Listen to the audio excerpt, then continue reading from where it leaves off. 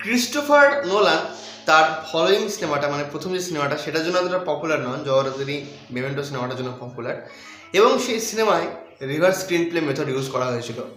কিন্তু আমি যদি আপনাদের বলি যে ক্রিস্টোফার নোলানের আগেও কেউ একজন ছিলেন, এবং সেটা ইন্ডিয়াতেই একজন ছিলেন কেন এখনও তিনি আছেন, যিনি এই রিভার্স স্ক্রিন প্লে মেথড তার সিনেমার জন্য ইউজ করেছিলেন, তাহলে কি আপনি খুব একটা অবাক হবেন? তো হ্যালো এভরিওয়ান, আমি অনির্বাণ, আমাদের চ্যানেল আপনাদের সকলকে স্বাগত। এই ভিডিওতে কথা বলবো একটি কন্নড় সিনেমা এ সিনেমাটির রিভিউ নিয়ে। তো চলুন ভিডিওটি শুরু করা যাক।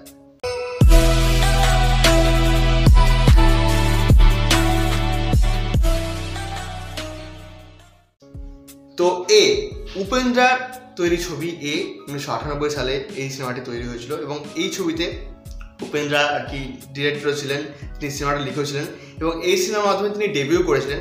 এমন নয় যে তিনি তার আগে সিনেমা বানাননি, তার আগে তিনি ওম এরকম সিনেমা বানিয়েছিলেন। তো যাই হোক, এই সিনেমাতে অভিনেত্রী তিনি রয়েছেন চান্দিনী, এটা তারও ডেবিউ ছবি ছিল। তো আমি কালকে সিনেমাটা দেখলাম এবং প্রায় 2.5 ঘন্টার সিনেমাটা। আর দুঃখের বিষয়, এই সিনেমাটা হিন্দি ডাবে অ্যাভেলেবল নেই। সিনেমাটা কিন্তু আপনারা ইংলিশ সাবটাইটেল সহ দেখতে পারেন, আমি লিঙ্ক ডেসক্রিপশনে দিয়ে দেবো। তো এই সিনেমাটা আমি যদি এক লাইনে রিভিউ করি না, তো এটা দুর্দান্ত ছবি। এবং আপনি ভাবতে পারবেন না যে ওই সময় দাঁড়িয়ে ইন্ডিয়াতে বসে কেউ এই জিনিসটা ভেবেছিল, তাহলে উপেন্দ্র কত বড় ডিরেক্টর হতে পারে। এবং আপনি সিনেমার প্রথম 15 মিনিট দেখবেন, প্রথম 15 মিনিটে যা যা ইভেন্টগুলো ঘটে না, আপনি চমকে যাবেন যে এগুলো কি করে ভাবতে পারে কেউ।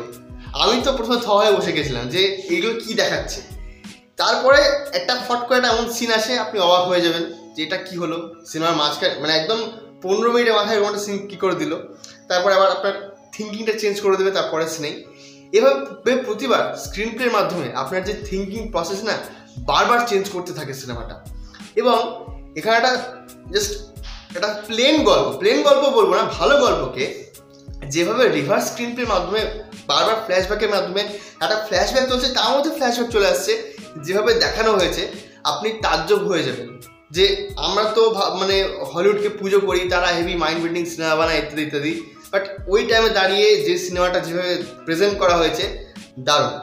এছাড়াও যদি অন্যান্য বিষয় নিয়ে কথা বলি, প্রথমত উপেন্দ্রা, তার কাজ খুব ভালো, তার কাজ একদম দেখার মতো কাজ। এবং গোটা সিনেমায় বিশেষত প্রথম 15 মিনিটের দারুণ। এছাড়া কিছু ইমোশনাল মোমেন্ট রয়েছে, কিছু রেজ মোমেন্ট রয়েছে, উপেন্দ্রা দারুণ কাজ করেছেন। তবে চান্দিনী যিনি অভিনেত্রী রয়েছেন, কিছু জায়গায় উপেন্দ্রাকে ছাপিয়ে গেছেন। তো তার কাজও কিন্তু খুব ভালো। এবং অন্যান্য যারা রয়েছেন তাদের কাজও কিন্তু মোটামুটি দেখার মতোই। এই ছবির যে ক্লাইম্যাক্স, সেই ক্লাইম্যাক্সটা ব্যাপক, একদম আপনি অবাক হয়ে যাবেন ক্লাইম্যাক্সটা দেখে। আর আরও একটা বিষয়, এই ছবিতে যে ব্যাকগ্রাউন্ড মিউজিকগুলো ইউজ করা হয়েছে, ব্যাকগ্রাউন্ড মিউজিকটা আপনাকে অবাক করে দেবে যে দারুণ কীরকম ডিজাইন করা হয়েছে ওই টাইমে দাঁড়িয়ে। গানগুলো খুব ভালো, এসপি বালা সুব্রমণিয়ামের একটা গান আছে, প্রত্যেকটা গানই ভালো। এবং লিরিক্সগুলো কিন্তু আপনারা যখন ওই সাবটাইটেলে দেখবেন খুব মজাদার লিরিক্স, মানে খুব সুন্দর লিরিক্স আছে। আর ওই টাইমে দাঁড়িয়ে যে এই লিরিক্সগুলো হতে পারে আপনি ভাবতে পারবেন না। সিচুয়েশনাল হিসেবে কিন্তু লিরিক্সগুলো খুব সুন্দর ইউজ করা হয়েছে। এবং আর একটা কথা, যে নোলানের রেফারেন্স আমি টানলাম, কিন্তু আমি এমন একটা ডিরেক্টরের রেফারেন্স টানবো আপনি ভাবতে পারবেন না। এবং অনেক মহিলা হয়তো এই সিনেমাটা দেখতে গেলে, মানে এই সিনেমাটা দেখতে গেলে অফেন্স হয়ে যাবেন। ভাঙ্গা তার অ্যানিম্যাল ছবিতে যে ভায়োলেন্স দেখিয়েছে, বা যে ওই মিসোজিনি ব্যাপারগুলো দেখিয়েছে, যে তৃপ্তি দিমরিকে বলছে জুতো চাটো, এই যে বিষয়গুলো, এগুলো তো কিছুই না। এই সিনেমাতে মানে উপেন্দ্রার এই সিনেমাতে যে ধরনের জিনিসপত্র দেখানো হয়, আপনি যদি ফেক ফেমিনিস্ট হন তাহলে কিন্তু এই সিনেমাটা আপনি দেখতে পারবেন না ওই পোর্শনগুলোর জন্য। তো আমার ওই পোর্শনগুলো দেখে আমি অবাক হয়ে গেছিলাম। আর ডায়লগ কিন্তু সিনেমাতে খুব সুন্দর আছে, কিছু পোর্শনের এত সুন্দর ডায়লগ আপনি বলবেন যে হ্যাঁ, সিনেমাটা কিন্তু আজও রিলেভেন্ট। মানে 1998 সিনেমা, আজকে 2025 চলছে, 3 বছর পর কিন্তু সিনেমাটার 30 বছর কমপ্লিট হয়ে যাবে। তাও আপনার মনে হবে যে সিনেমাটা কতটা রিলেভেন্ট এবং প্রত্যেকটা বিষয় সিনেমাতে কত সুন্দরভাবে প্রেজেন্ট করা হয়েছে। তো অল ওভার এই সিনেমাটা দুর্দান্ত। এখানে অনেক বিষয় রয়েছে, আমি স্পয়েল করতে চাইছি না আপনার জন্য, কিন্তু সেই বিষয়গুলো নিয়ে এরকম ইউজ করা হয়েছে। আর দেখবেন যে এই যে ডার্ক বিষয়টা আমরা হলিউডে দেখেছি, ডার্ক গড টাইপের ছবি, এই ছবিতে কিন্তু ডার্ক গড অনেক বিষয় রয়েছে যেগুলো কিন্তু আপনি দেখে অবাক হবেন। তো আমি হাইলি রেকমেন্ড করছি সিনেমাটা, অবশ্যই আপনারা একবার দেখুন। সাবটাইটেল নিয়ে যদি একটু অসুবিধা হবে, মানে যাদের একটু অভ্যাস নেই, কিন্তু অবশ্যই একবার দেখবেন।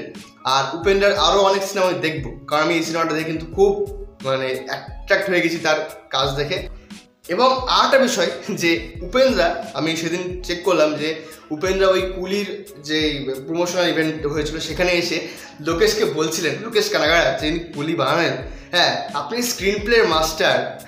কি লোকেশ কি এই ছবি, মানে এই ছবি দেখলে তো লোকেশও লজ্জা পাবে। আর উপেন্দ্রা আমি দেখলাম তিনি হচ্ছেন IMDb-তে যে বেস্ট 50 ডিরেক্টর রয়েছে পৃথিবীতে, তার মধ্যে তিনি 8 নম্বরে রয়েছেন, 4 নম্বরে সত্যজিৎ রায় রয়েছেন এবং 2 নম্বরে রয়েছেন রাজকুমার হিরানি। তাও সেটা হয়তো পপুলারিটির জন্য আর কি রয়েছেন এখনও। তবে যেটা অবাক করার বিষয়, 8 নম্বরে উপেন্দ্রা রয়েছেন, 9 নম্বরে রয়েছেন ডেভিড ফিঞ্চার। তাহলে ভাবুন উপেন্দ্রা কি জিনিস। তো প্লিজ আপনারা সিনেমাটা দেখুন, লিঙ্ক আমি ডিসক্রিপশনে দিয়ে দেবো। তো এই সিনেমার ভিডিওটি ভালো লাগলে লাইক করুন, কমেন্ট করুন, শেয়ার করুন, আমাদের চ্যানেলটি অবশ্যই সাবস্ক্রাইব করুন। ধন্যবাদ।